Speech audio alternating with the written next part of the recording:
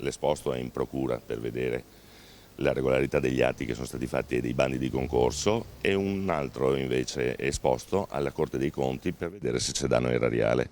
95 allegati per un totale di oltre 400 pagine sono i numeri del corposo dossier messo assieme da Federcontribuenti, che chiede chiarezza sui conti dell'Orchestra di Padova e del Veneto. Per approfondire l'eventualità, spiega il presidente nazionale Marco Paccagnella, che nella gestione dell'ente siano ravvisabili i reati di falso in atto pubblico ed abuso di ufficio. L'Orchestra di Padova e del Veneto percepisce 1.150.000 euro all'anno di fondi pubblici tra Comune, Regione e Stato. Vorremmo capire dove vanno spesi e come vanno ripartiti. La fondazione è un'opera privata e perciò non hanno l'obbligo di darci nulla. Il problema è che i soldi sono pubblici e i pubblici sono quelli che pagano i contribuenti. Noi vorremmo capire come vengono ripartiti. Un pool di esperti messo in piedi da Federcontribuenti, prosegue Paccagnella, ha passato al setaccio la storia recente dell'Orchestra di Padova e del Veneto. Non ci quadra sul fatto di doppi incarichi di persone che hanno già un contratto di assunzione e poi hanno come conservatorio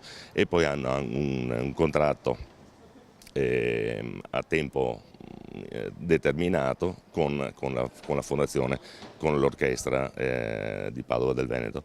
E vorremmo capire perché doppi incarichi, perché doppio ufficio stampa, perché doppio tutto quando non sarebbe sufficiente comunque un solo incarico per ognuno.